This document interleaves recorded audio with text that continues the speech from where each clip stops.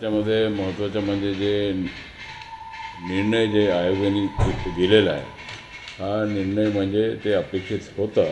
कारण की अजित पवारच हे आपले पक्षाचे नेते आहेत आणि त्या दृष्टिकोनातून राष्ट्रीय नेते म्हणून, अध्यक्ष म्हणून त्यांना आपण निवडलेलं आहे.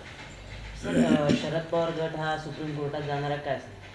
नाही, सुप्रीम कोर्टामध्ये जाणारे आहेत हे आम्ही बघत आहोत, परंतु आमच्या विरोधात गेला असता तर आम्हीसुद्धा सुप्रीम कोर्टात गेलो असतं.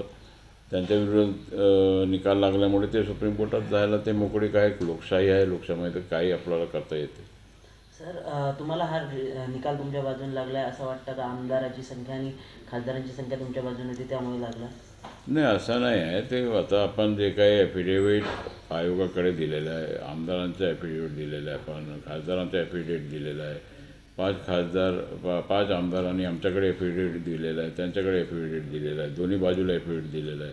म्हणून आता ते हे सगळं पाहिल्यानंतर आयोगाने जे काही आपले तालुकाध्यक्ष असतील, ग्रामीण अध्यक्ष असतील, युवक अध्यक्ष आहेत, महिला अध्यक्ष आहेत, युवती अध्यक्ष आहेत, हे सगळे मॅक्झिमम या राज्याचे अध्यक्ष सगळं आमच्या अजित पवार यांच्या नेतृत्वाखाली सगळे एकत्रित आलेले, आणि त्यामुळे सगळ्यांच्या ॲफिडेविट आपण सादर केल्यामुळे आयोगाने हा निर्णय दिला असावा.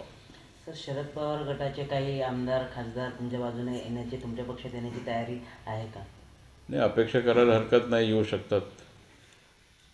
आणि सर, असं वाटतं का की शरद पवार साहेबांनी आता राजीनामा द्यावा किंवा संन्यास घ्यावा?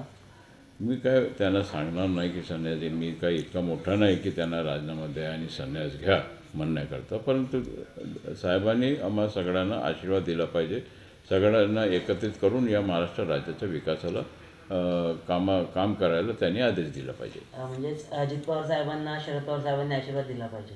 दिलंच पाहिजे, चांगलं. कारण की ते वयस्कर आहेत, त्यांनी आशीर्वाद दिला तर आणखीन चांगलं होईल. सगळ्यांनी एकत्रित करून महाराष्ट्राचा विकासाकरता सगळे एक झाले पाहिजे.